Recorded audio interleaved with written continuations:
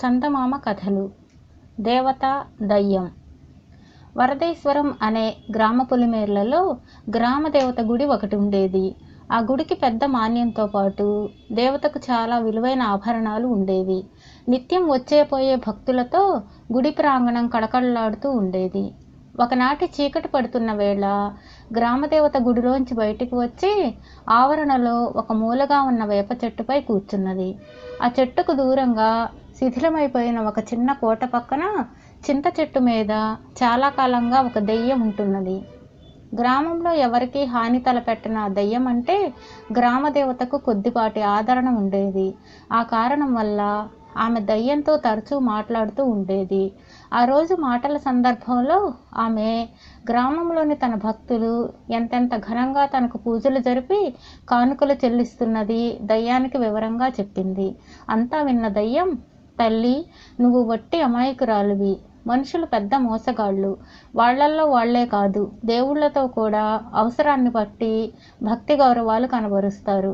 నిన్ను అడ్డం పెట్టుకుని నీ సొమ్ము తింటూ బతికే పెద్ద మనుషుల్లాంటి వాళ్ళు ఈ గ్రామంలో కొందరున్నారు అన్నది. ఆ మాటలకు గ్రామదేవతకు కోపం వచ్చింది. ఆమె దయ్యంతో, నీకు మనుషులంటే అక్కసు, అందువల్లనే ఇలా మాట్లాడుతున్నావు. నా భక్తులు నేను గీసిన గీటు దాటరని రుజువు చేయమంటావా అన్నది. ఆ సమయంలో గ్రామ భూత వైద్యుడు అక్కడికి వచ్చి గుడి చుట్టూ ప్రదక్షిణ చేయసాగాడు.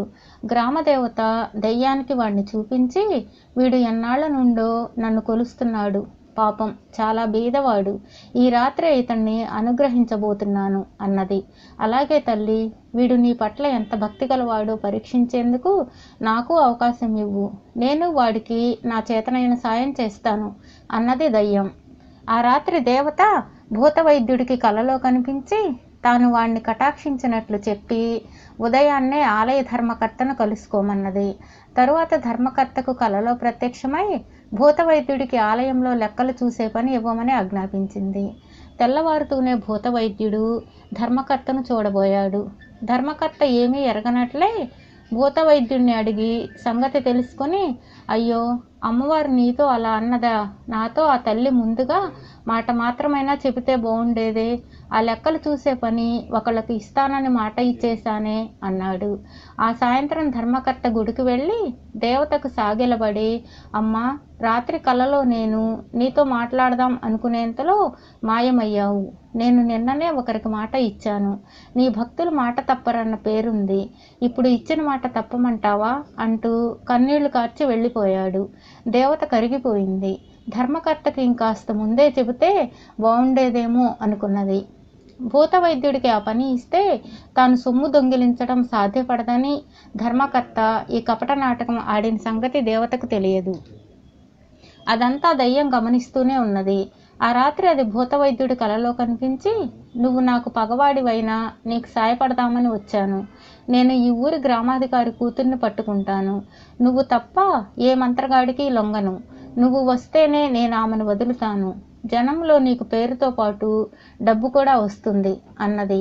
భూత వైద్యుడు ఎంతో సంతోషంగా ఒప్పుకున్నాడు. ఆ మర్నాడే గ్రామాధికారి కూతురిని దయ్యం పట్టినట్లు వాడికి తెలిసింది. తన గొప్పతనం చూసేందుకు 1-2 రోజులాగి నెమ్మదిగా గ్రామాధికారి ఇంటికి వెళదాం అనుకున్నాడు వాడు. దయ్యం భూత వైద్యుడికి సహాయపడటం తెలిసి గ్రామదేవత వాడికి ఆ రాత్రి కలలో కనిపించింది. వాడు ఎంతో నిష్ఠూరంగా, ఏం తల్లి, అసలే దరిద్రుణ్ణి, దానికి తోడు నన్ను అవమానాల పాలు కూడా చేస్తున్నావు అన్నాడు.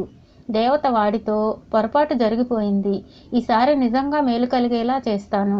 రేపే వెళ్ళి నామాల గోవిందయ్య శెట్టిని కలుసుకో. నీకు అవసరమైన ధన సహాయం చేసేందుకు ఏర్పాటు చేశాను. కానీ ఒకటి గుర్తుంచుకో, నిజంగా నా మీద నీకు భక్తి ఉంటే మరెవరి సహాయాన్ని ఆశించకు అన్నది. తరువాత దేవత గోవిందయ్య శెట్టి కలలో కనిపించి సంగతి చెప్పింది. శెట్టి ఎంతో భక్తిగా, నీ ఇష్టమే నా ఇష్టం తల్లి అన్నాడు. మర్నాడు భూత వైద్యుడు రాగానే శెట్టి మండిపడుతూ, పైసా పైసా కూడబెట్టి ఇంత వాణ్ణయ్యాను. ఈ దానం ధర్మం అనేవి మా ఇంటా వంట లేవు. అమ్మవారు ఇవ్వమనడం, నువ్వు రావడం, కావాలంటే ఈ కాలవరహా తీసుకుపో అని భూత వైద్యుడి చేతిలో చిన్న నాణం పెట్టాడు. భూత వైద్యుడు రోషంగా దాన్ని నేలకేసి కొట్టి ఇంటికి వెళ్ళిపోయాడు. తర్వాత గోవిందయ్య శెట్టి శుచిగా స్నానం చేసి ముఖాన ఇంతేసి నామాలు తీర్చిదిద్ది గుడికి వచ్చి అమ్మవారి కాళ్ళ మీద పడిపోతూ, తల్లి ఏం చెప్పేది, నా బతుకు పూచిక పుల్ల కన్నా లోకువైపోయింది. నా పెళ్ళాన్ని నమ్మి ఆస్తి అంతా దాని పేర రాశాను. రాత్రి నీ ఆజ్ఞ గురించి చెప్పబోతే మహంకాళిలా లేచి నన్ను ఇంట్లోంచి తరిమేస్తానన్నది. క్షమించమ్మా, నీ ఆజ్ఞ నెరవేర్చలేని పిరికి భక్తుణ్ణి అని లేచి ఇంటి దారి పట్టాడు. గ్రామదేవత అతడి మీద జాలి పడుతూ, పాపం, నా మీద ఎంత భక్తి ఉన్నా కట్టుకున్నదే అలా ఎదురు తిరిగితే ఏం చేస్తాడు పాపం అనుకున్నది. భూతవైద్యుడు 4 రోజుల తరువాత గ్రామాధికారి ఇంటికి వెళ్ళి ఎవరికీ లొంగని దయ్యాన్ని 4 మంత్రాలు చదివి పారద్రోలాడు. వాడికి గ్రామాధికారి చాలా ధనం బహుకరించాడు. వాడికి గ్రామంలోనే కాక చుట్టుపక్కల గ్రామాల్లో కూడా గొప్ప భూతవైద్యుడన్న పేరు వచ్చింది. ఈసారి దయ్యం వాడిని ముందుగా హెచ్చరించిపోయి పక్క ఊరు జమీందారు కూతురును పట్టుకున్నది. భూతవైద్యుడికి తన మీద కన్నా దయ్యం మీద ఎక్కువ నమ్మకం కలగడం చూసి సహించలేక గ్రామదేవత ఒక రాత్రి వాడి కలలో ప్రత్యక్షమైంది. వాడు 2 చేతులు జోడించి, తల్లి, నీకు నీ మేలుకు దండం, ఏదో దయ్యం పుణ్యమా అని లక్షణంగానే బతికిపోతున్నాను, నన్ను వదిలేయి అన్నాడు. గ్రామదేవతకు వాడి మాటలు అవమానంగా తోచినా శాంతించి, చూడు, నీకు ఇదే నా చివరి సాయం. ఈ మధ్య కొంతకాలంగా రామకోటి రాస్తున్న శివకోటయ్యను కలువు.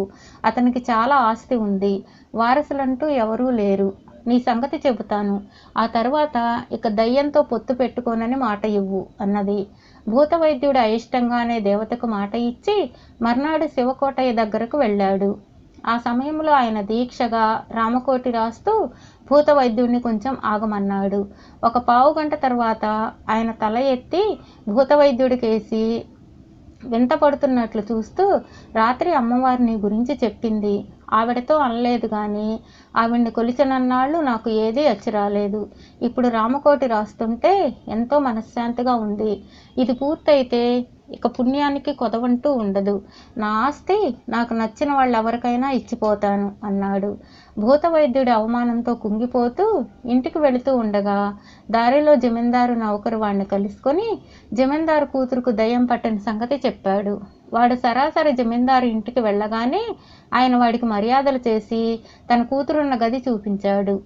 భూతవైద్యుడి గదిలోకి వెళ్ళి తలుపులు మూయగానే జమీందారు కూతురును పట్టిన దయ్యం చప్పట్లు చరిచి కేరింతలు కొడుతూ, నాకిక్కడ చాలా బాగుంది, రుచికరమైన భోజనం, మెత్తని పరుపులు, నేనిక్కడే ఉంటాను, నీ దారిని నువ్వు వెళ్ళిపో అన్నది. దయ్యం ఇలా అనేసరికి భూతవైద్యుడికి నెత్తిన పిడుగు పట్టినట్లయింది. తన దయ్యాన్ని వదిలించకపోతే జమీందారు ఆగ్రహించి కొరత వేయిస్తాడు.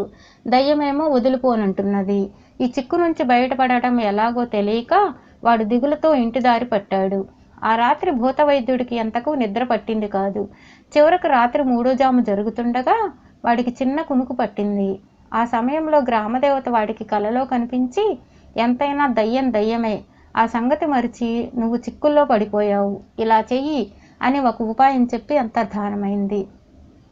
మర్నాడు వాడు ఒక పెద్ద గాజు జాడీలో జమీందారు ఇంటికి వెళ్ళాడు. దయ్యం గాజు జాడీని చూస్తూనే, ఇదేమి వింత, లోపల పట్టుకుచ్చులా ఉయ్యాలలా తమాషాగా ఉంది అని అడిగింది. భూతవైద్యుడు అమాయకంగా ముఖం పెట్టి, రాత్రి మా గురువు ఘోరాటకుడు వింధ్యారణ్యాల నుంచి తిరిగి వచ్చారు.